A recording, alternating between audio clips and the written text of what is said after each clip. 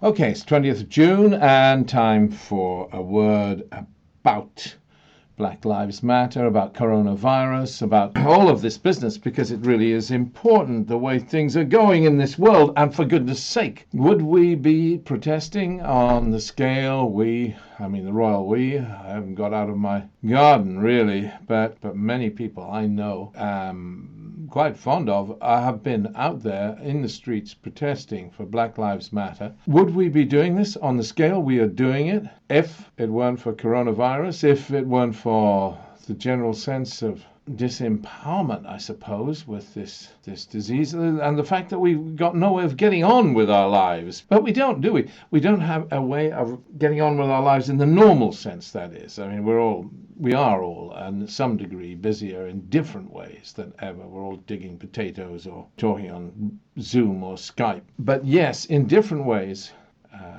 the normal human interaction is denied to us almost universally. So things have changed. And yes, a lot of people are out of work, out of employment, out of sorts. So there is time to take time to be concerned about the issues that concern us and to get out on the streets and demonstrate. And that said, of course, it makes some of our precious ones vulnerable. We have to be careful about this because, for goodness sake, you look at the spikes in coronavirus deaths in America, where the protests have been most severe. Now, it's not because of the protests, but nonetheless, the degree of mixing involved. We must be careful out of love for others when we do this sort of thing. But it raises a whole pile of issues, doesn't it? What a thing it is. I mean, Black Lives Matter. It's interesting, there was a session of the UN Human Rights Council, and one of our interns was there, and she reported back, this is what I'm talking just a day or two ago, they had George Floyd's brother there, and they were talking about how good they were, all the different governments. I mean, China boasting about its care for black lives. China, where they stick 1 million people in prison camps, 1 million of their Muslim minority are in prison camps, and they can dare to boast about Black Lives Matter and their attitude, their sophisticated attitude. Come on. Australia claims it rejects all forms of xenophobia and is proud to have done so, says Australia, or the Australian representative to the United Nations in Geneva. Well, come on, guys. Katya, the NCF intern who was there, pointed out that the Australian treatment of Aboriginal people proves otherwise. I mean, according to Katya, I don't know whether she's right, but the shooting of Aboriginal people only became illegal in 1973. And Aboriginals make up 3% of Australia's population, but they're 28% of Australia's prison population. And, you know, there were human rights issues in Australia, according to the UN, as recently as November 2015 with regard to the sterilizing of Aboriginal women. I don't know whether that's true, but I do know that Australia's record has been abysmal. And one of the great things was Sorry Day, wasn't it? That John Bond, who was tied up with Initiative to Change, he initiated that, got the Australian medal for it, got everybody to say sorry, including the Australian Prime Minister, for their treatment of the Aborigines, which has not been great. So stop boasting, Australia, about Black Lives Matter. And America, my goodness, America. I mean, America has Guantanamo. What about Arab lives? Do they matter? Guantanamo? What about the lives of people from Afghanistan? Do they matter? What about Muslim lives? Guantanamo? People in virtual life imprisonment without trial? Guantanamo? Obama promised to abolish it. What's it doing? Guantanamo? Can America ever talk about human rights without a sense of shame? Guantanamo? And then you have the 3 strikes and you are out policy. You realize, I mean, I think everybody knows, but does everybody know? You commit 3 offenses, 3 criminal offenses in America and are convicted for them. The 3rd time you get convicted, you are in for life imprisonment. Oh, come on.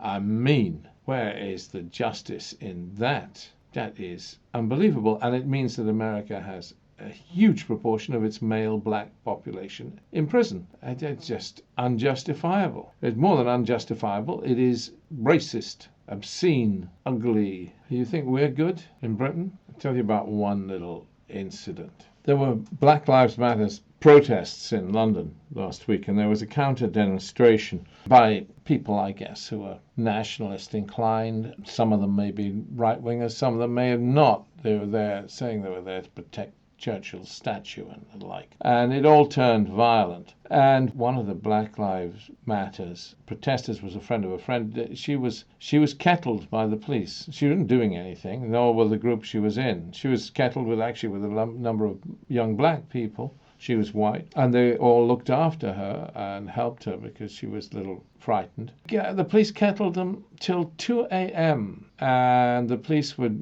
drinking water but not offering them water. Indeed, the police were eating pizzas as they kettled them. They kettled them till 2 a.m., then let them out when the last tube had gone. Kettling, is funneling a group of protesters into a spot where they can't move, and then holding them there in order to manage the protests better, in theory. This is A, counterproductive, and B, morally obscene. And the British London police, who are badly run anyway, we have an atrocious police commissioner. The lady who's in charge doesn't. I mean, it's the same lady that was responsible for the killing of that man when the bus bombings took place. I don't know whether you remember the incident, but anyway, she was responsible for the team that shot an innocent man in a tube train, South American guy. And then they made her police commissioner as a reward, and she's been incompetent ever since. The British London police are incompetently run, in my view. And the situation is that they're still using this disgraceful tactic, kettling demonstrators, utterly counterproductive. It increases the rage and the anger of demonstrators, but that's not the point. The point is not whether it succeeds or it doesn't succeed.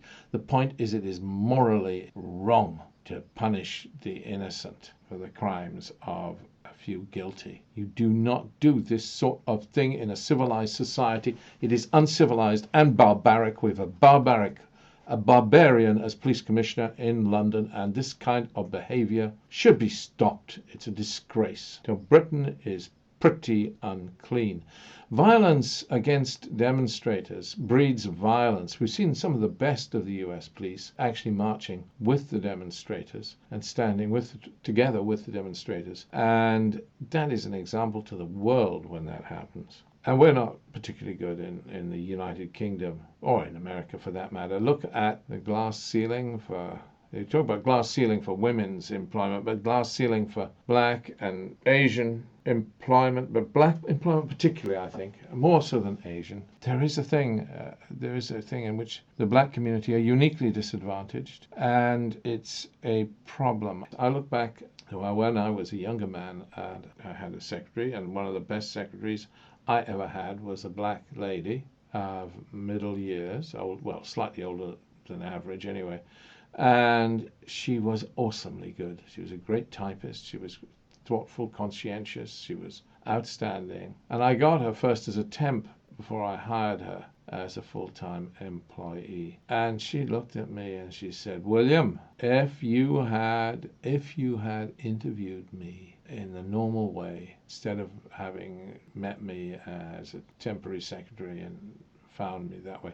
If you'd interviewed me, if I'd come for a normal job application with you, you would never have employed me because I am black." And I said, "Nonsense. What nonsense?" I said, No, of course not. Of course I would. But was she right? Was she right? Is she at a basic disadvantage despite her great skill? Is she at a basic disadvantage merely because of the color of her skin? Is there a subconscious racism? And even in, what is this? Am I about to say even in me? It sickens me to think so. It sickens me to think that she could be right. I hope not. But certainly, when I was in the Sultanate of Oman, I remember I learned how to... You'd think I'd been to college and studied business, and they taught about best practice for how to conduct interviews and so on. I worked in Oman, And they were particularly concerned about the fact that interviews should be fair. They have Somali they have various groups, minority groups in Oman. They have Shiites. They have people who come from Zanzibar. Yeah, they have a whole range of minorities, and they want to be fair.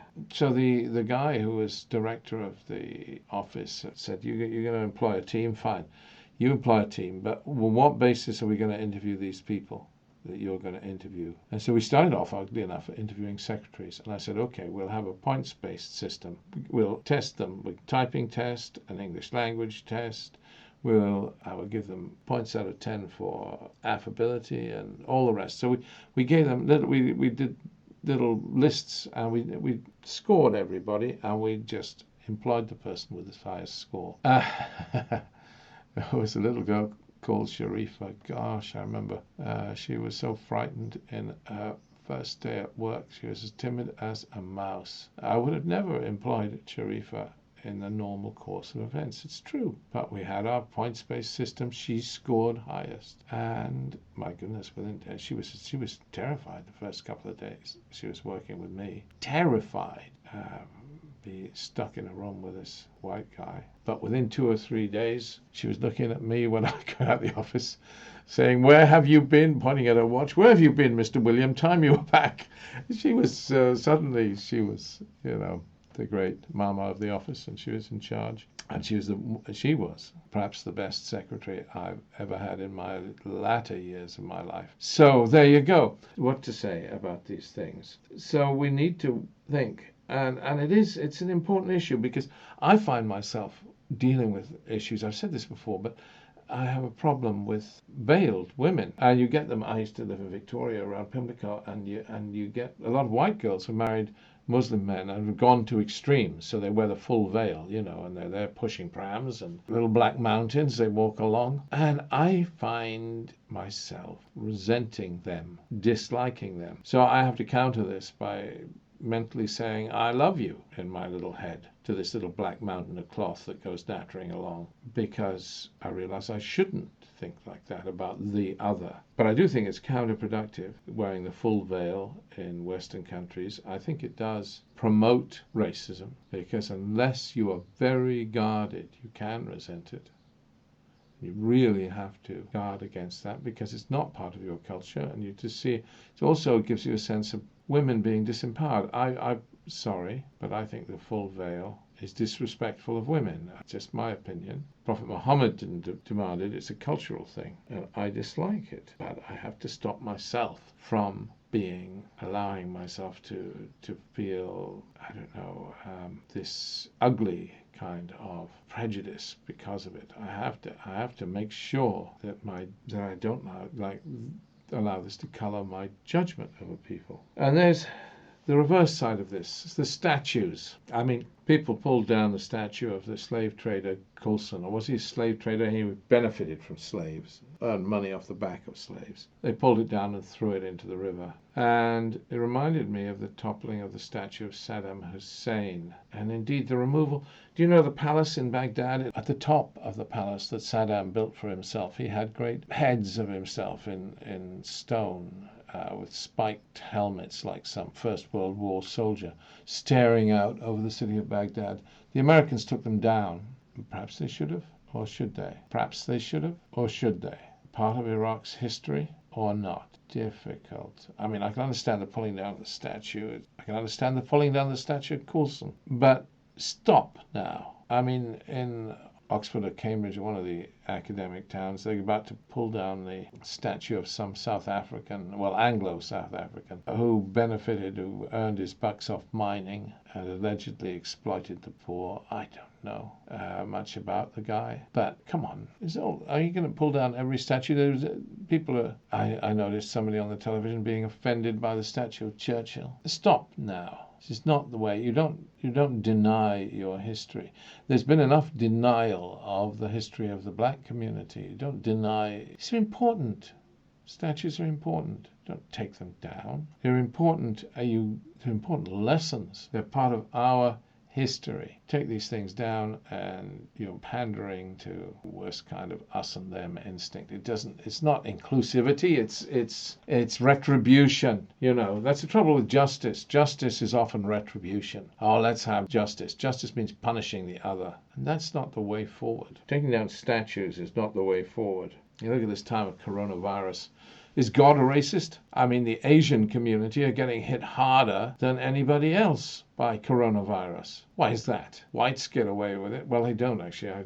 Some dear white friends of mine, one has died, another is seriously ill, and another's seriously ill. It's a nasty killer, and it doesn't distinguish. And even some young people I know have gone through terrible times with it. One of them has lost her sense of smell completely. It's been rife in the Somali community in the United Kingdom.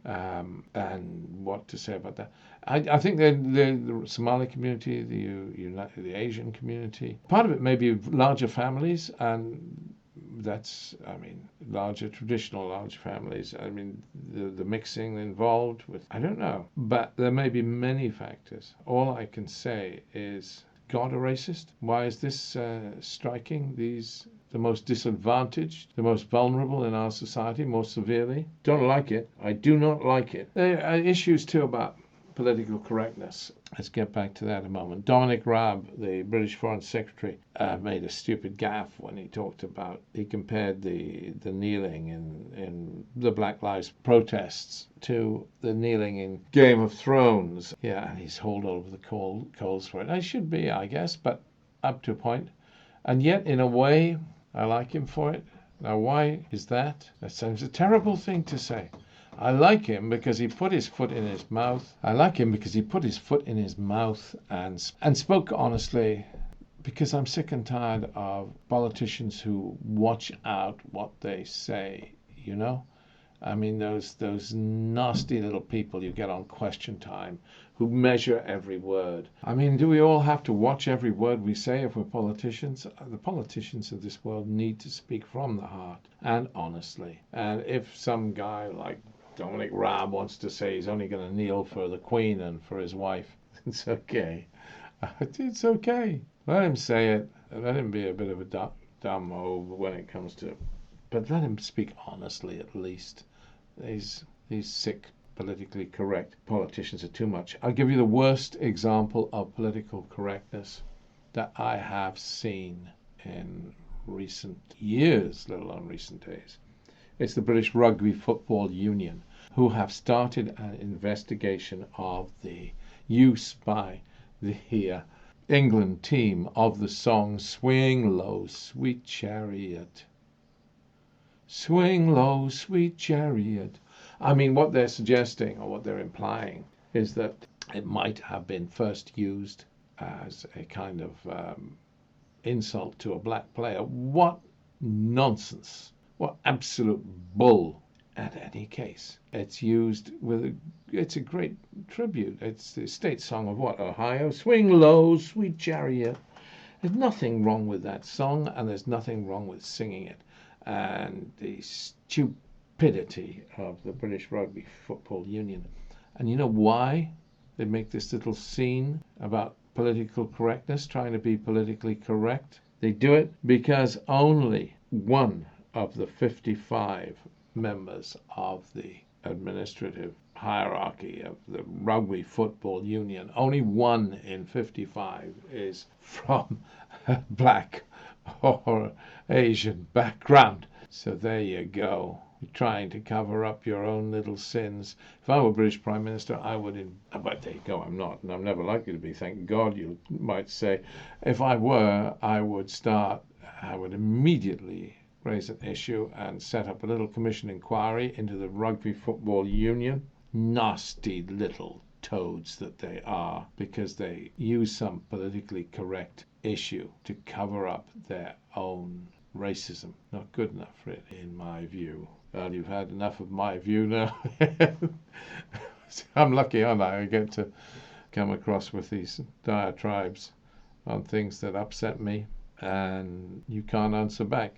You can, a lot of you who listen to this know me, and do call me out if you think I'm speaking wrong. Okay, God bless you. All the best.